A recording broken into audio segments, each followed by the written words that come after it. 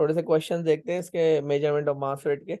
अच्छा, अब देखें जैसे ये वाला क्वेश्चन है, तो देखें मैंने आप लोगों को क्या बताया था कि मीटर रूलर जो है ना, जो मीटर रूल है उसका लीस्ट काउंट जो है वो बेसिकली आपके पास होता है, कितना होता है मीटर रूलर का लीस्ट काउंट, क्या बताया था? मीटर रूल का लीस्ट काउंट या smallest measurement that you can do is actually, metre ruler का होता है 0.1 सेंटीमीटर और इट कैन बी 1 मिलीमीटर। ठीक है। अच्छा, वर्नियर कैलिपर के लिए मैंने आपको समझाया होगा, आई गेस मैंने बताया था कि vernier calliper measures up to 0.01 centimetre और it could have been 0.1 millimeter. Micrometer is giant. Micrometer is very, very accurate. I guess it is like 0.001 centimeter, or sometimes you can say it is 0.01 millimeter. तो आपको ये length, width और thickness जो है वो major करनी है। अच्छा, लेंथ आपका मीटर में दिया हुआ है ना, तो आप इसको सेंटीमीटर में चेंज कर सकते हैं। तो वी नो दैट, जी बिल्कुल सही है, ऐसे ही है भाई, इसी तरह से ही है। तो 1 मीटर में 100 सेंटीमीटर होते हैं। तो आप अगर देखते हैं इसमें, तो 0.4 मीटर का मतलब होगा 40 सेंटीमीटर, और इसका मतलब हो जाएगा सेंटीमीटर में अगर इसको कन्वर्ट करते हैं तो ये हो जाएगा 0.5 सेंटीमीटर। और अगर विड्थ हम लोग देखते हैं तो विड्थ बनेगी आपके पास 8 सेंटीमीटर। तो आपको क्या लगता है लेंथ मेजर करने के लिए क्या यूज इस्तेमाल करना चाहिए? जैसे लेंथ में इसने ऑप्शन दिए में मीटर रूल, माइक्रोमीटर, कैलिपर। तो मेरे ख्याल से माइक्रोमीटर और कैलिपर तो सूटेबल नहीं है ना लेंथ मेजर करने के लिए। Length is very very very very long, बहुत लंबी है length, length is too long. तो ये आप मेजर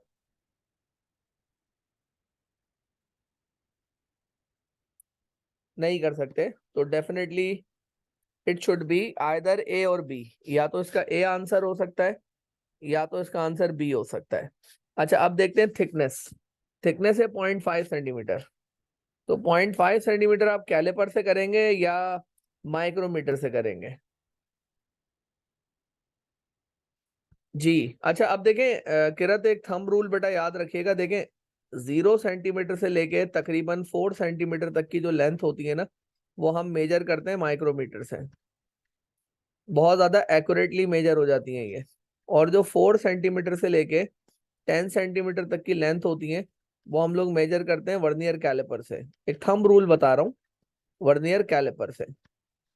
और आपके पास जो 10 सेंटीमीटर बियॉन्ड होता है, 10 सेंटीमीटर बियॉन्ड, वो आप, it's good to go with metre rule और टेप मेजर। मीटर रूल से मेजर कर लें या टेप मेजर से, तो this is better. So I think it should be, the answer has to be A, which is the right answer. बिल्कुल सही कहा है, ए होना चाहिए इसका आंसर। तो विड्थ को मेजर करने के लिए आपका कैलिपर्स अच्छे होते हैं और micrometer is good for thickness. अच्छा जी, ये मैंने करवाए थे लास्ट टाइम आपको ना, ये वाले क्वेश्चंस। अच्छा जी, इसमें क्या बोलेंगे? A brick is placed on a newton meter and on a beam balance.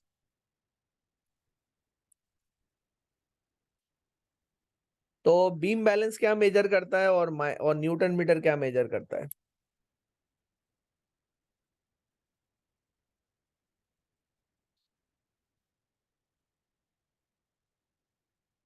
Exactly सी होना चाहिए। Why? Because it's a fact that beam balance measures the mass and the Newton meter measures the weight. तो ये weight measure करेगा और ये मास major करेगा। बिल्कुल सही है, ठीक है, बेहतरीन है। अच्छा, which device can be use to measure the thickness of a single sheet of paper? Thickness of a single sheet of paper.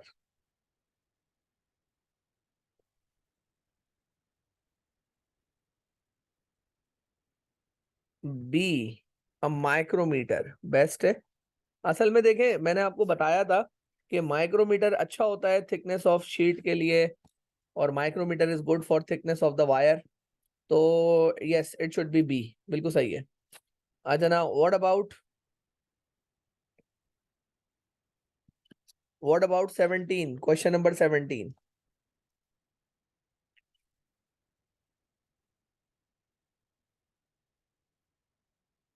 Length of the tube कितनी है? 25 सेंटीमीटर है। और डायमीटर, इंटरनल डायमीटर है। तो मैंने आपको शायद बताया था कि इंटरनल और एक्सटर्नल डायमीटर के लिए चैंपियन जो है इंस्ट्रूमेंट, वो कौन है?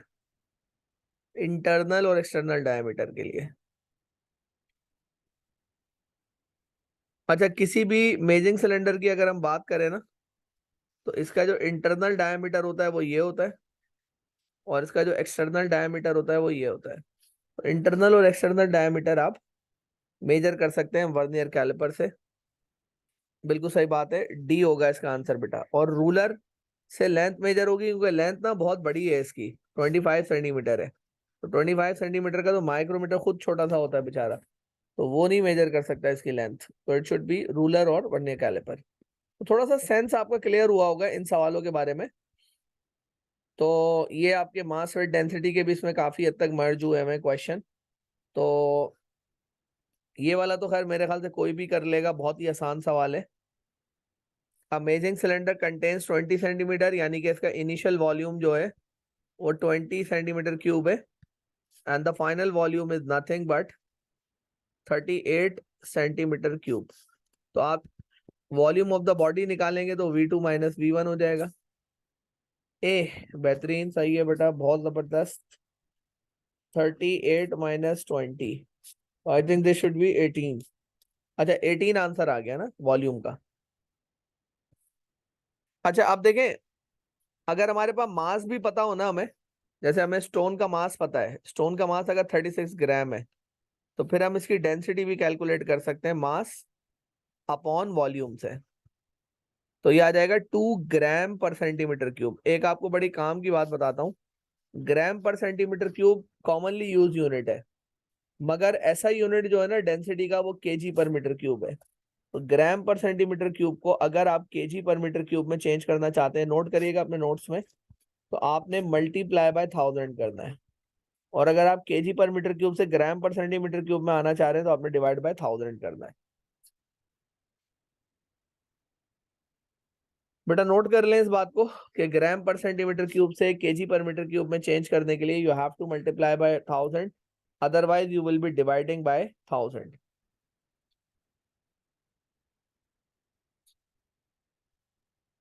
सर ये आपने पहले ऊपर लिखवाया था। अच्छा ठीक है, ठीक हो गई बात। अच्छा, इस तरह के क्वेश्चन अब नहीं आएंगे ना, ये वर्नियर कैलिपर की रीडिंग निकालने वाले। अच्छा, है तो बड़ा छोटा सा मगर इंटरेस्टिंग क्वेश्चन है। ये हम किससे मेजर करेंगे? 0.5 मीटर की लेंथ। 0.5 मीटर का मतलब क्या होता है? 50 सेंटीमीटर।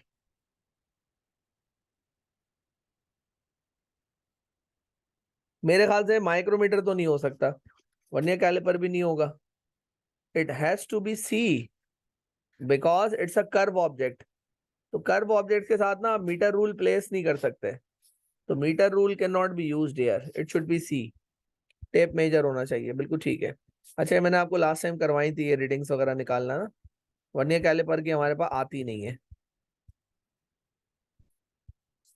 देखिए, ये मैं पढ़ा के आया हूँ आप लोगों को, ऑसिलेशंस ऑफ पेंडुलम के बारे में पढ़ा कर आया हूँ।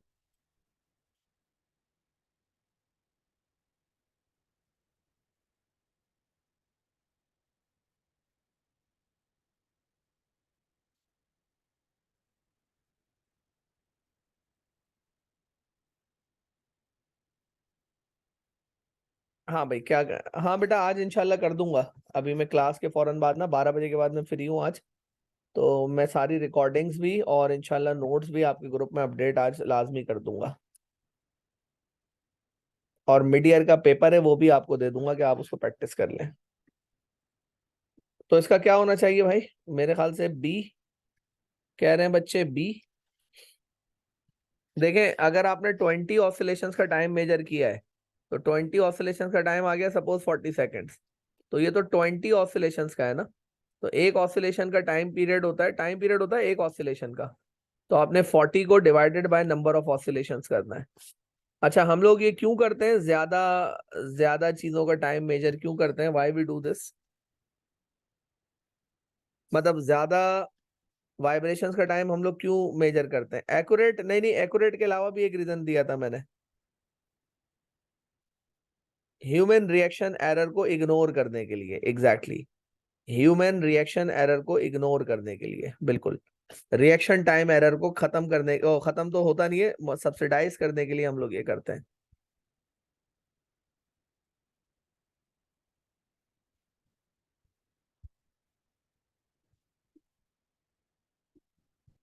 ठीक है जी, सब्सिडाइज करने के लिए हम लोग ये करते हैं।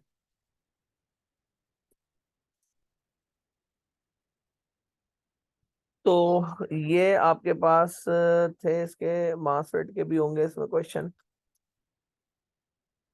अच्छा इसी में मिक्स हो रहे थे मार्कशीट डेंसिटी के भी मोस्टली, बस आई थिंक मार्कशीट डेंसिटी के थोड़े से अलग भी होंगे ना, 71 पे भी है पेज नंबर।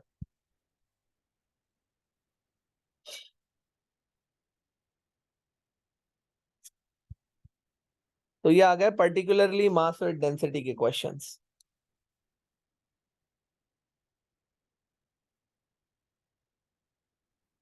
कैलकुलेशन वाले देखते हैं। ये वाला क्वेश्चन देखें, बड़ा हाईली सॉर्ट आउट क्वेश्चन है, बच्चों ने काफी दफा पूछा हुआ भी है एक सवाल मुझसे। तो आप इसके अंदर क्या करेंगे? Two identical beakers contains the same mass of liquid, यानी कि अगर इसमें मास m है ना लिक्विड का, तो इसमें भी मास m है। There is a different liquid in each container. तो डिफरेंट लिक्विड होने का मतलब क्या है कि दोनों की डेंसिटी सेम होगी, अलग अलग होगी? भाई अगर कंटेनर P में वाटर फिल है और कंटेनर Q में ऑयल फिल है, तो डेफिनेटली दोनों की डेंसिटीज अलग अलग होंगी। अच्छा the liquid Q has the density rho, यानी कि इसकी जो डेंसिटी है ना, इसकी जो डेंसिटी है, इसकी डेंसिटी जो है वो रो है, मतलब दी हुई है मुझे। ठीक है, what is the density of P? तो बेटा P की डेंसिटी निकालनी है हमें, डेंसिटी ऑफ Q दी हुई है, अच्छा सॉरी डेंसिटी ऑफ Q हमें गिवन है। तो इसकी जो डेंसिटी है ना Q वाले लिक्विड की, दैट इज एक्चुअली रो, और दोनों में एक जितना मास है, मतलब अगर ये 10 किलो मास है ना, तो इसका मास भी 10 kg है। जी बेटा, इसमें अगर कोई थोड़ा सा बता सके मुझे, ये मुश्किल क्वेश्चन है, थोड़ा सा टफ है, रिलेटिवली डिफरेंट है क्वेश्चन। अच्छा now what we should do, दोनों में कॉमन क्या चीज है पहले तो ये बताएं मुझे। दोनों में कॉमन चीज क्या है? मास है, शाबाश। तो इसका मतलब है कि हम ये कह सकते हैं कि मास ऑफ पी, हम ये कह सकते हैं ना, ये मैं यहाँ पे लिख देता हूं बल्कि, मास ऑफ पी बराबर है मास ऑफ क्यू के, लिख दिया मैंने। अच्छा अब आप ये देखें कि डेंसिटी बराबर होता है किसके, ये हमें पता ही है ना, मास upon volume, density is mass per unit volume, ये इसकी डेफिनेशन है। तो मास किसके बराबर हो जाएगा? मास बराबर हो जाएगा डेंसिटी मल्टीप्लाई बाय वॉल्यूम। अच्छा अब आप ये चीज देखें बेटा कि टू आइडेंटिकल बीकर्स का मतलब क्या है, कि अगर इस बीकर का एरिया, अगर इस बीकर का एरिया ए है, तो इस वाले बीकर का एरिया भी क्या होगा? ए होगा। एक और कॉमन चीज आ गई दोनों में, कि दोनों बीकर्स का एरिया आपके पास जो है वो ए है। तो mass of P mass of Q के बराबर है, और मास बराबर होता है किसके? डेंसिटी, मास बराबर होता है डेंसिटी मल्टीप्लाई बाय वॉल्यूम के। तो इधर भी लिख देते हैं डेंसिटी मल्टीप्लाई बाय वॉल्यूम, यानी मैंने मास को रिप्लेस कर दिया डेंसिटी से। और ये बेटा याद रखिएगा, ये वाली साइड जो है ना, ये वाली साइड, ये पी के लिए है, और ये वाली साइड क्यू के लिए है। अच्छा, पी की डेंसिटी तो हमें निकालनी है, तो हमने पी की डेंसिटी को तो हमने डेंसिटी छोड़ दिया, यानी कि ये तो हमें निकालना है। अच्छा, वॉल्यूम किसके बराबर होता है? कोई बताएगा वॉल्यूम किसके बराबर होता है? बड़ा कॉमन क्वेश्चन है ये, बहुत दफा प्रेशर में भी आएगा आगे ना। वॉल्यूम किसके बराबर है? हर एक को मालूम होगा, डेंसिटी बराबर है length into breadth into height के। अगर मैं लेंथ इंटू ब्रेथ को एरिया बोल दूं, तो वॉल्यूम बराबर हो जाएगा एरिया इंटू हाइट के। पहले तो मुझे ये बताएं, ये बात समझ आई कि volume is equal to area into height? आप तो length into breadth into height पढ़ते हुए आ रहे हैं ना। क्या आपको ये बात समझ आई कि volume is equal to area into height भी हो सकता है? लिख सकते हैं ना, ठीक है। तो आपने इधर लिखा एरिया इंटू हाइट। अच्छा, अब आपका जो पी है, पी की हाइट एच है। अच्छा, डेंसिटी ऑफ क्यू हमें पता है, तो डेंसिटी ऑफ क्यू हो जाएगी रो इंटू वॉल्यूम। अब वॉल्यूम क्या होगा क्यू वाले कंटेनर का? वो होगा एरिया। तो इसका एरिया भी ए है और इसकी जो हाइट है ना वो 3h है। बेटा इस वाले कंटेनर का जो वॉल्यूम है ना, वो आपका एरिया इंटू हाइट के बराबर है, और इस वाले कंटेनर का जो वॉल्यूम है वो एरिया इंटू 3 हाइट के बराबर है। तो आपने क्या किया, एरिया एरिया हाइट और हाइट दोनों तरफ से कैंसिल कर दिए, दोनों तरफ से कैंसिल कर दिया आपने। तो आपके पास डेंसिटी ऑफ पी किसके बराबर आ गई? Density of P would have been sir equal आपने टू, कैंसिल क्यों किया? कैंसिल क्योंकि कॉमन है ना, दोनों तरफ से कट जाएंगे। लेकिन इनका वॉल्यूम तो सेम नहीं है ना। नहीं, वॉल्यूम तो मैं कब कह रहा हूँ वॉल्यूम सेम है, मगर वॉल्यूम के अंदर एच तो कॉमन आ रहा है ना, 3h। इसमें भी 3h आ रहा है और इसमें h आ रहा है, तो h से h कैंसिल किया, 3 तो छोड़ दिया मैंने।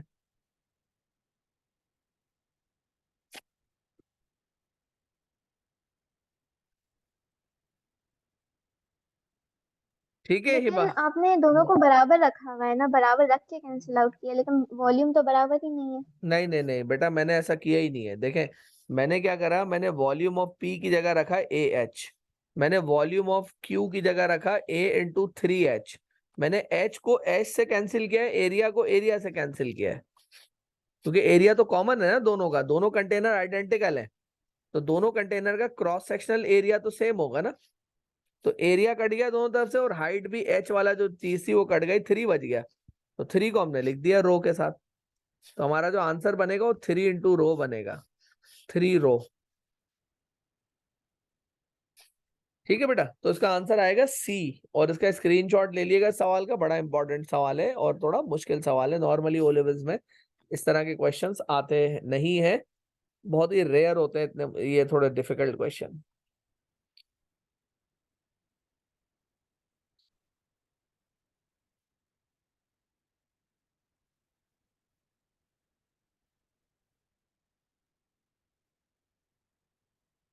अच्छा, इतनी बात की हुई है इसने सवाल में, इसका आंसर बिल्कुल बच्चों वाला है।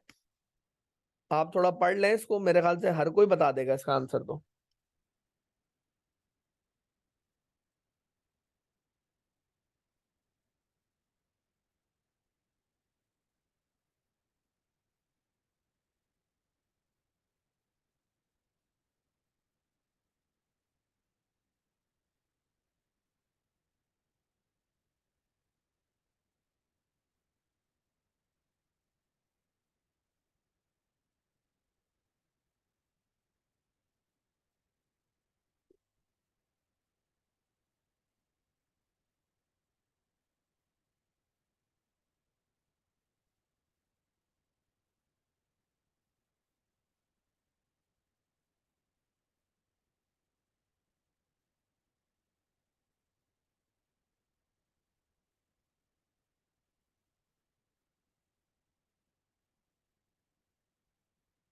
जी हाँ, सही कह रहे हैं आप लोग, बी होगा इसका answer. The reason is that, क्योंकि स्प्रिंग बैलेंस क्या मेजर करता है? वेट। और बीम बैलेंस मेजर करता है मास।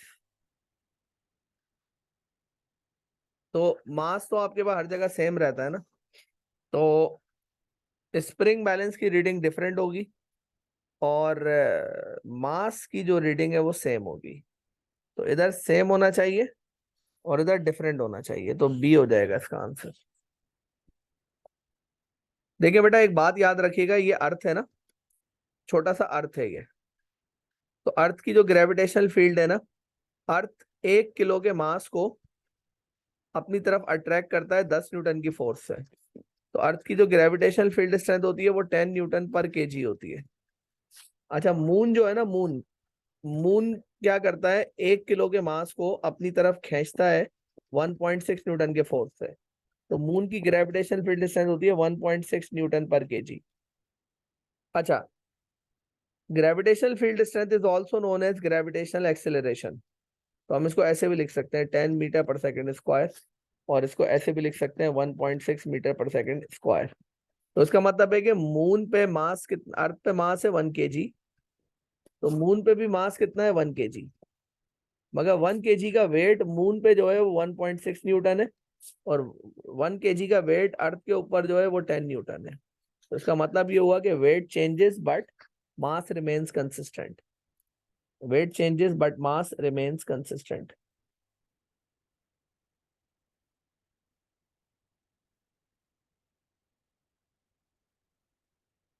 ठीक हो गई बात ये वाली भी। अच्छा कोई ये कर सकता है, 7वां सवाल सॉल्व हो सकता है किसी से?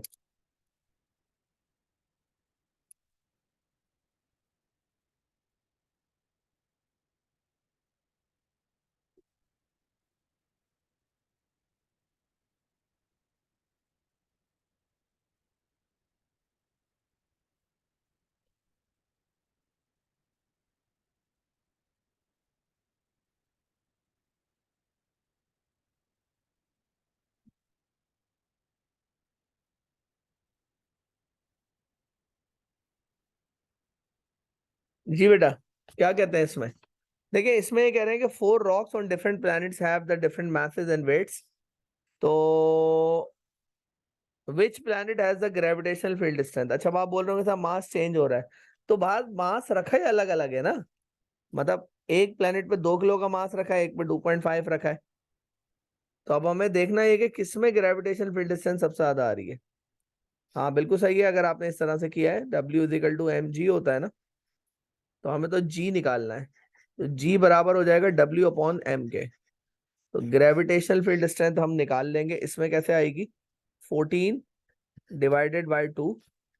इसमें आएगी 20/2.5। इसमें आएगी 21/3। और इसमें आएगी 19/3.5। अब जिसमें भी आंसर सबसे बड़ा आ रहा है, किसमें आ रहा है डिवाइड करके आंसर किसमें बड़ा आ रहा है, कैलकुलेटर आप लोगों के हाथ में, तो यू बेटर नो कि किसका आंसर बड़ा आ रहा है।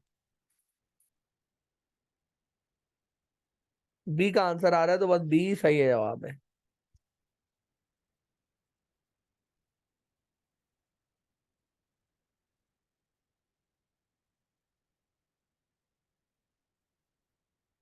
हाँ भाई, थोड़ा सा खतरनाक क्वेश्चन है, question number 11। Paper is sold in packets labelled 880 gram per meter square। This means that a sheet of paper of area 1000 centimeter, 1000 centimeter, 10,000 centimeter square has a mass of 80 gram. A thickness of each sheet is going to be this much. What is the density of the paper?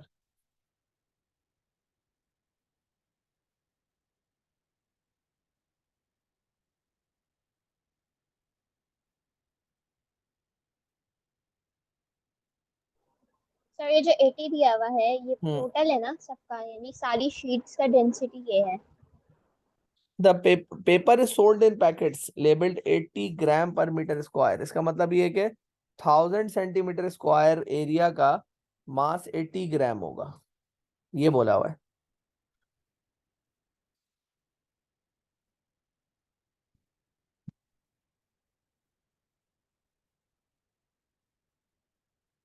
Analyse करें थोड़ा सा सवाल को। ये density नहीं है, ये 80 ग्राम पर मीटर स्क्वायर है।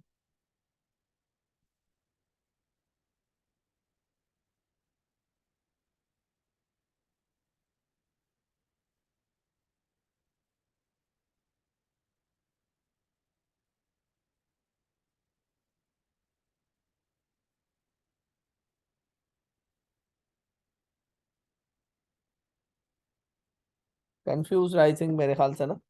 भाई देखें, एक शीट है पेपर की ना, इस पे आपने दूसरी शीट रखी, इस पे आपने तीसरी शीट रखी, इस पे आपने चौथी शीट रखी, इस पे आपने पांचवी शीट रखी, छठी शीट रखी, सातवीं रखी, तो स्टेक बन जाएगा ये पूरा।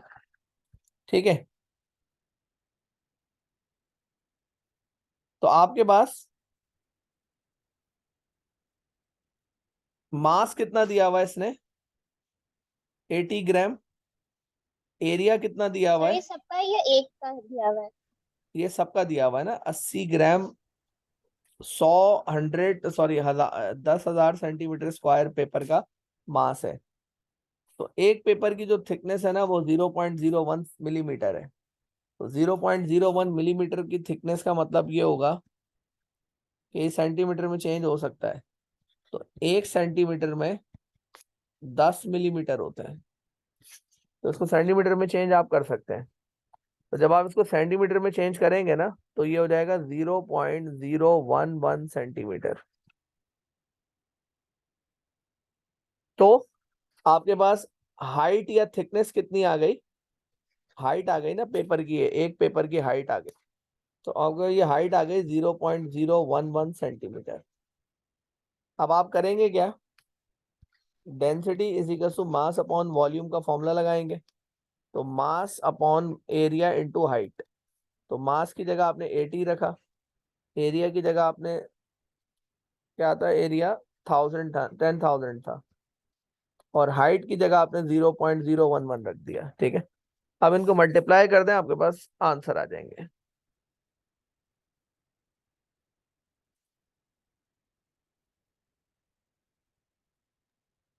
सी।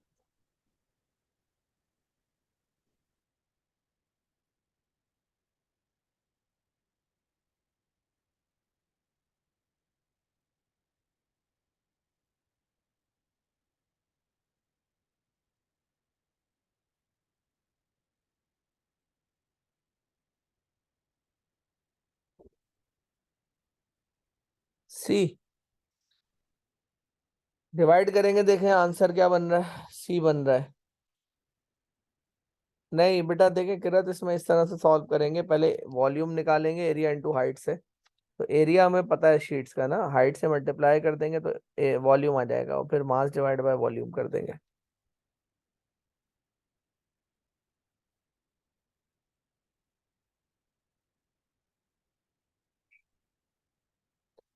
ठीक है जी, तो इसका आंसर क्या बन रहा है, डिवाइड करके क्या आ रहा है, सी आ रहा है हेबा, डिवाइड करके क्या आ रहा है।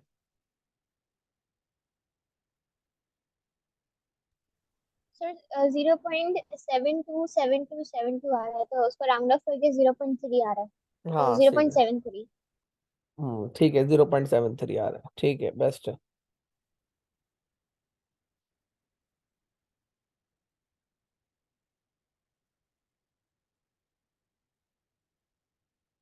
The diagram shows the two cubes made from the same material. One cube has side this long and one cube has side this long. The weight of the small cube is W. What is the weight of the larger cube? तो अब मैं इसमें क्या करूं कि भाई, ये तो ये तो अजीब ही हो रहा है। अब इसमें तो सिर्फ क्या बराबर होगा, दोनों दोनों एक ही मटेरियल से बने हुए हैं। मतलब अगर ये क्यूब आयरन का बना हुआ है ना, तो ये वाला क्यूब भी किसका बना हुआ है, आयरन का बना हुआ है। तो यार सर इनकी डेंसिटी सेम होगी। इनकी डेंसिटी सेम होगी, ठीक है ना। तो डेंसिटी ऑफ फर्स्ट क्यूब है ये, और ये सेकंड क्यूब है। तो density of first cube is equal to density of second cube, of second cube. तो डेंसिटी बराबर होता है मास अपॉन वॉल्यूम के ना, मास अपॉन वॉल्यूम के। नहीं मैं ऐसे नहीं लिख रहा, बल्कि मैं चेंज कर रहा हूं, मैं लिख रहा हूं डेंसिटी बराबर होता है मास डिवाइडेड बाय वॉल्यूम। ऐसे तो लिख सकते हैं ना, अलाउ है हमें, mass divided by sir volume. जी। हम मास की जगह वो लेंगे ना, वेट मल्टीप्लाई बाय, नहीं, वेट डिवाइडेड बाय 10। जी जी जी, बिल्कुल वही लेंगे। तो आपने क्या करा, आपको पता है कि W is equal to mg होता है, आप यही कह रहे हैं ना, और मास बराबर होता है W अपॉन जी के। अब क्या किया मैंने, W अपॉन जी लिख दिया इधर। तो ये साइड में ले लेता हूं फर्स्ट वाली ना, तो ये फर्स्ट है, तो फर्स्ट वाली का जो वेट है, तो मास की जगह मैंने क्या लिखा, मास की जगह मैंने लिखा weight divided by g multiply by one by volume. अच्छा, रेसिप्रोकल हो सकता है ना, डिवाइड को मल्टीप्लाई में चेंज करते हैं तो, और ये भी हो जाएगा weight upon G multiply by volume. अब वैल्यूज अपडेट कर देते हैं। तो इसका वेट कितना है, फर्स्ट वाले का W है, जी की जगह मैंने जी रख दिया। अच्छा, क्यूब का वॉल्यूम है ना, तो कैसे निकलेगा, x इंटू एक्स से। अच्छा, इसकी वेट की जगह मैंने अननोन रखा है, इसका वेट मुझे निकालना है, जी की जगह जी रखा। और इसके वॉल्यूम को भी जब मैंने, ये भी 1/वॉल्यूम हो गया ना, तो इसका वॉल्यूम हो जाएगा 2x into 2x into 2x। तो अब देखें कैंसिल क्या क्या हो रहा है, जी से जी कट जाएगा, तो ये हो जाएगा W/x³ और ये हो जाएगा wait divided bye 8x³। x³ से कट जाएगा, तो वेट बराबर आ रहा है किसके, 8W के। तो ये 8W वाला ऑप्शन हो जाएगा सी। इसका स्क्रीनशॉट ले लीजिएगा अपने पास।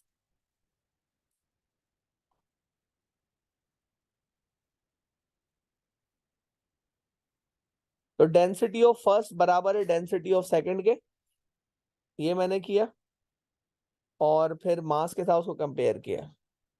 1/वॉल्यूम क्यों किया, तो बेटा असल में देखें, अगर a डिवाइडेड बाय b है ना, तो इसको ऐसे लिख सकते हैं a मल्टीप्लाई बाय 1/b।